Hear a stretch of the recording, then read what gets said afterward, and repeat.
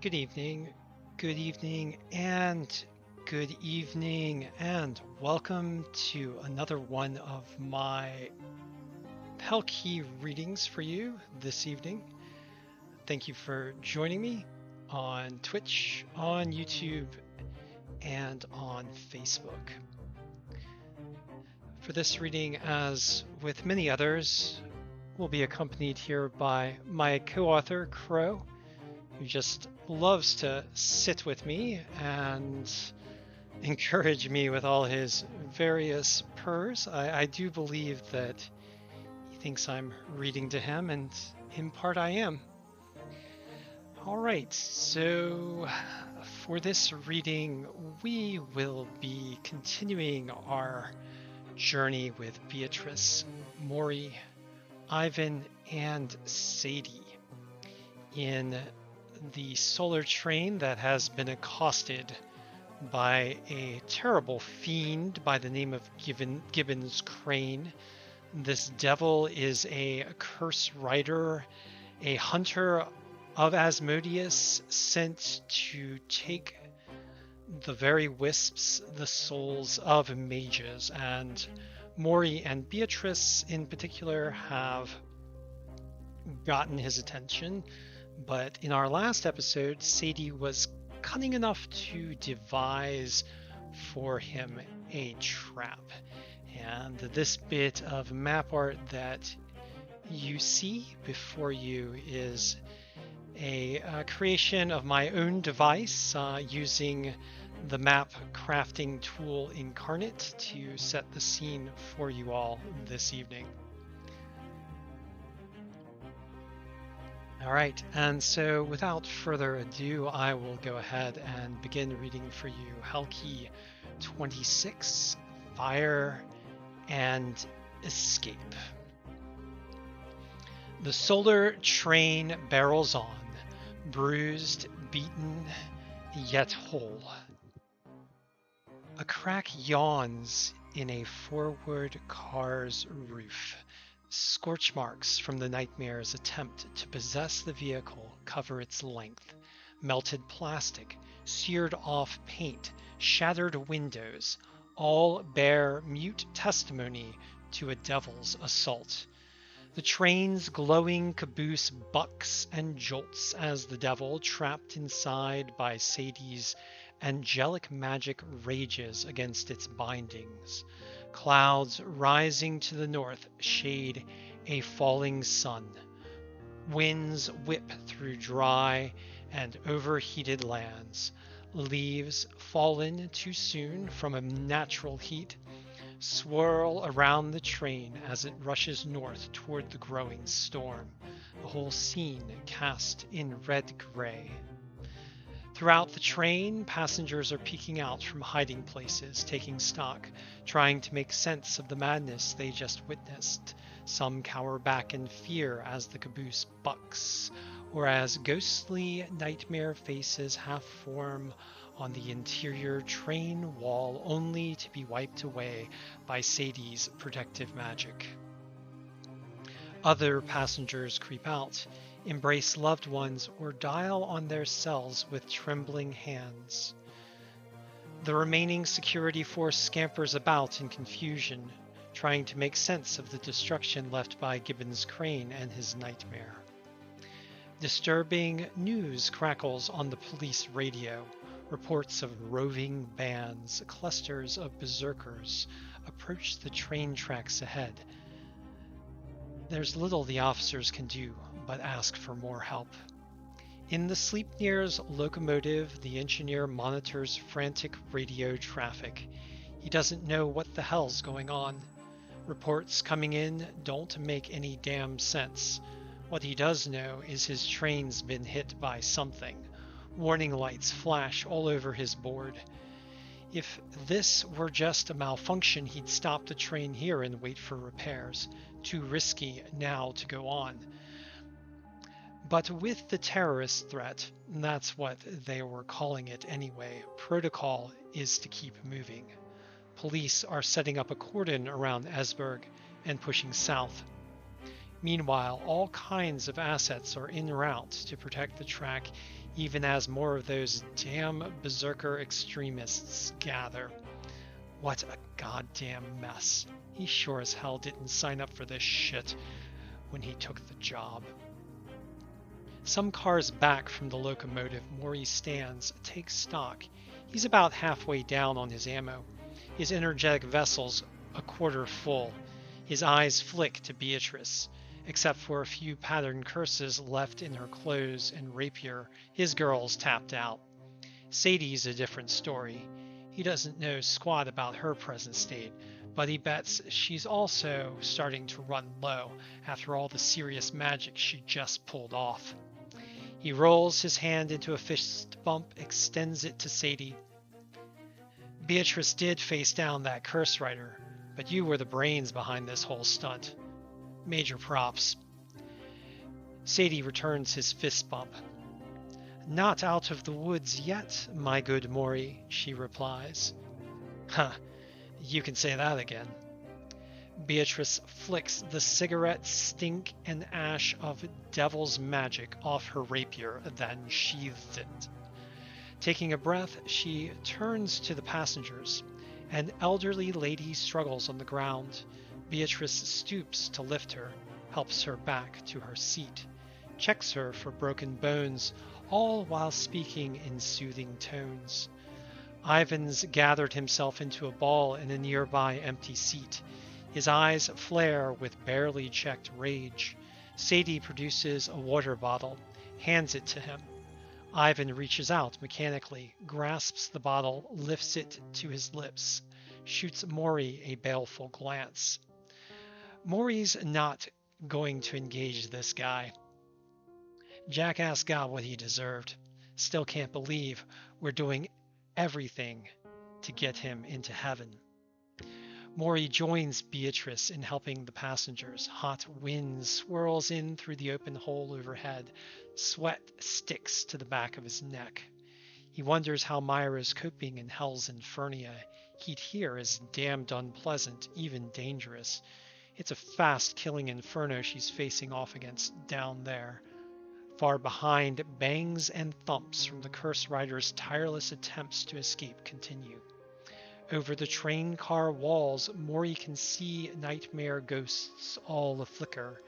Both are testing Sadie's traps. No success for either yet.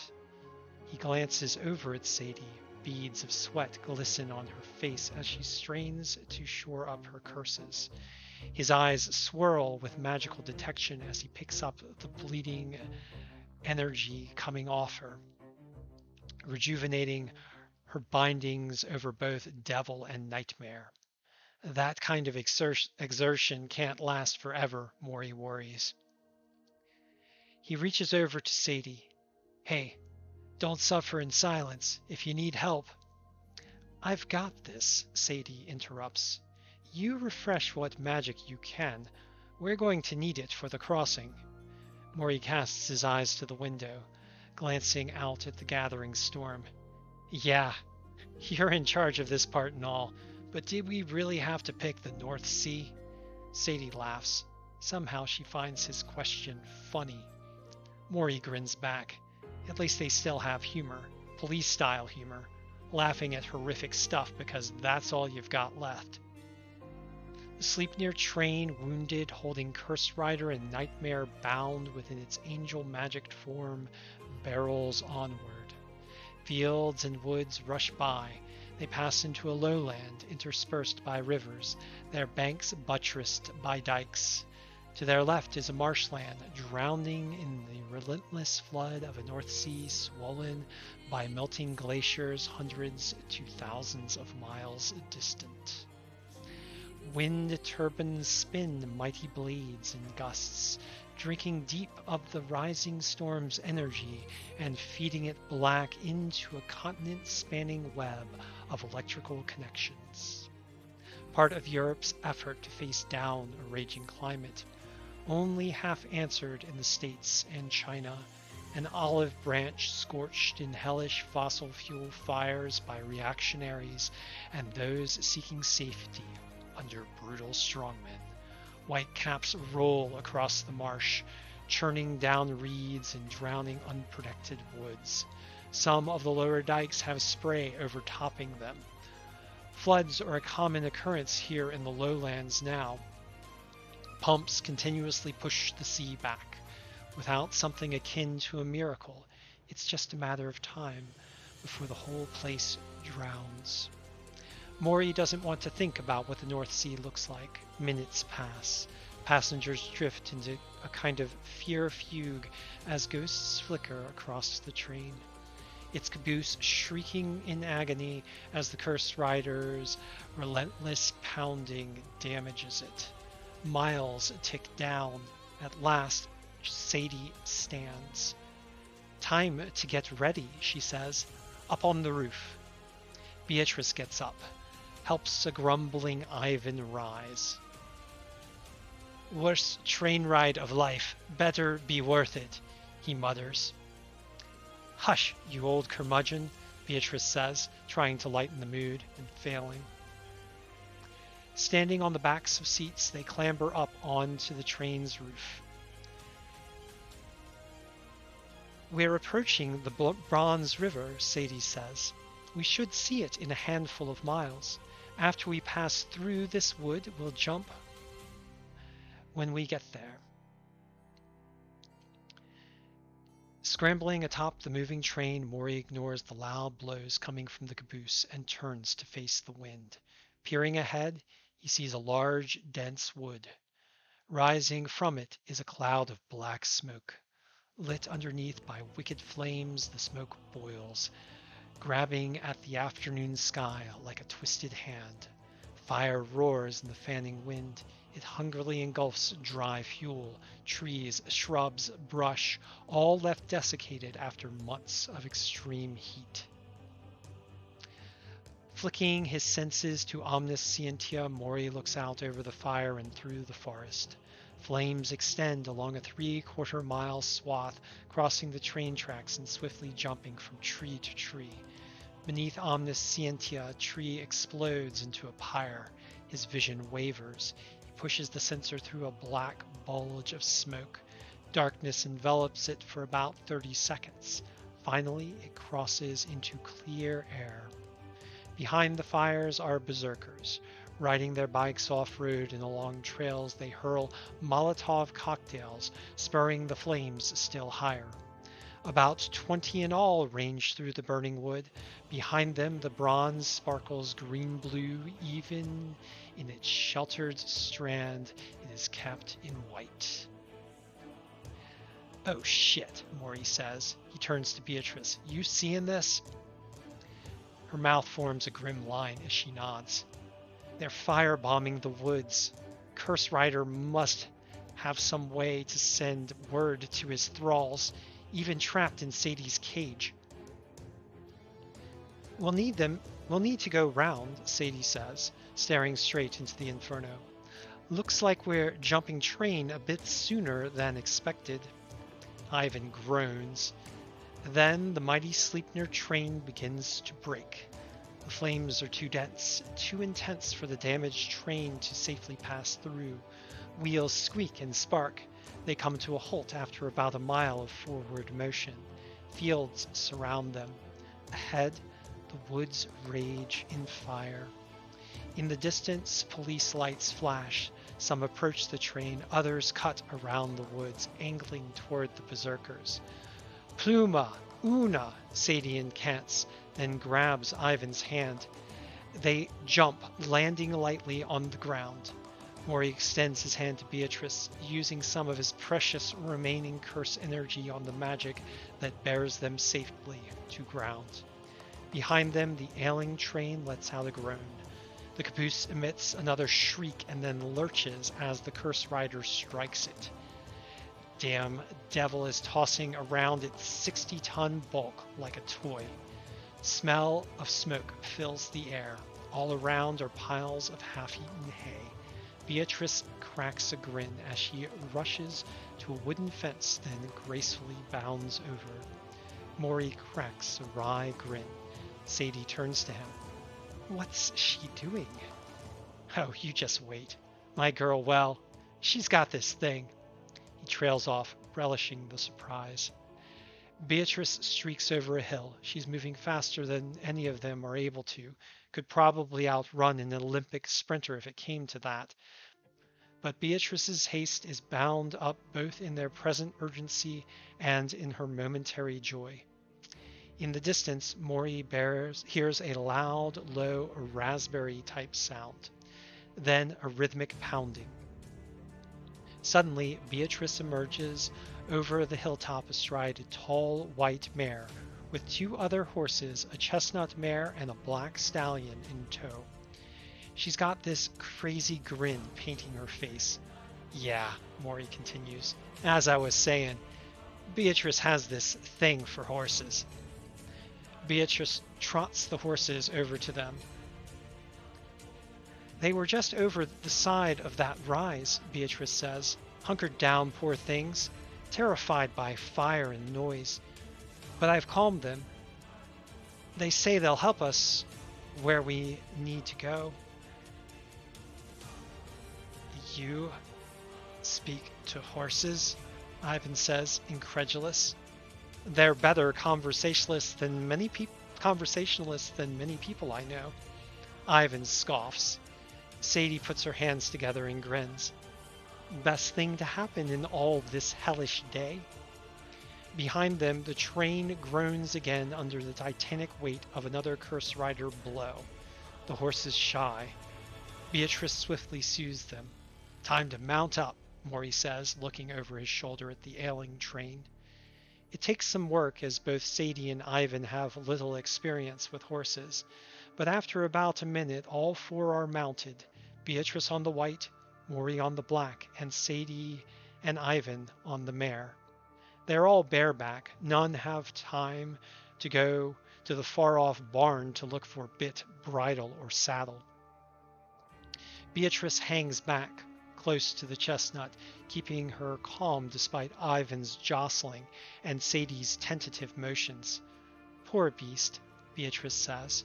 But she's not looking at the mare. She's staring directly back at the solar train. Farewell, good mount. You were valiant. We thank you, she says to the Sleipnir. Then turning, she guides them off over the ranch's lands, angling toward the fire's southern edge. Behind them, the ailing Sleipnir continues to protest under the curse rider's abuse. 3 police cars screech to a halt beside the train. Doors pop open. Officers flood out, then swiftly board. A police captain stands outside, scratching his head as he watches devil light play up and down the train's length. Pretty sure Sadie's ingenious trap won't last much longer, Mori says, glancing back. Best make tracks. Beatrice picks up speed in response, bringing the horses to a swift walk. Sadie and Ivan cling to their horse in terror. Good thing the chestnut's both calm and mild-mannered. Mori doubts a different horse would tolerate Ivan's pinching grip or Sadie's startled lurches. Despite Beatrice holding the horses back, they make good time. Mori bleeds some curse energy into Ignorus even as he shifts Omniscientia overhead. The Berserkers have lost the Curse Rider's direct aid. But Mori doesn't want to take any chances. The day's coughed up too many nasty surprises already. Fire on their right provides a screen as they move south and west. At least 3 Berserkers are prowling near the river. No one bothers them as they exit the ranch, then continue on past the fire by following nature trails. Sadie's on her phone calling someone named Finn. Apparently he's the boat driver. Yes, Finn? Sadie says. We've had some trouble. Yes, a fire, yes. Please meet us before the highway. She lurches on her horse, almost toppling over. They pass a highway, angle into a wooded area. About a half-mile off, they can hear the loud rumble of motorcycles. Combustion engines designed to make a racket now give way. Berserkers' positions, making them easy for Beatrice to avoid. Emerging from the wood, they trot by a hotel. Some residents are standing outside gawping at the fire. now about a half-mile distance. The energy Mori's bled into Ignaris is so strong they don't cast a second glance at the motley gang of riders. At last they come to the river Bronze. Once a narrow river, the Bronze during recent years swelled due to sea level rise and spilled over its banks. It's now doubled to 40 feet and is hemmed in by numerous dikes. They climb the dike to find a Zodiac-style boat with an electric motor waiting for them. A smiling man topped by a mop of blonde hair greets them. "Hello," he says, giving a warm smile. "I'm Finn, your boat captain. I hear you had quite the train ride." "You could say we had a devil of a time," Mori quips. Finn grins at the play on words. "Well, better get a move on. Place is crawling with that nasty biker gang. Come now, climb aboard." Beatrice dismounts, then helps Sadie and Ivan off their mare. Mori slides off his black stallion. It was a quick ride, but he grown to like the fellow. He pats him in farewell, wishing he had an apple or a sugar cube to leave as thanks. Beatrice gathers the horses together, whispers some words in their ears, then urges them off. They begin a circular route, tracking well away from the fire. Shuffling down the dike's embankment, Mori, Beatrice, Sadie, and Ivan clamber onto a Zodiac. Once they're all settled, Finn pushes a button on his electric outboard motor, and the little craft speeds quietly down the Bronze. Spray, driven by the strong wind, splashes over the boat's nose. River's too small for much chop, but out ahead, the flooded marsh churns angrily. Mori grabs the gunwale and gets ready for a wild ride. "Hope there's a much bigger boat before the end of this ride," he says. And that concludes Helkey 26, Fire and Escape. Thank you all for joining me. For our next chapter, we will move on to Helkey 27, into the North Sea's jagged teeth.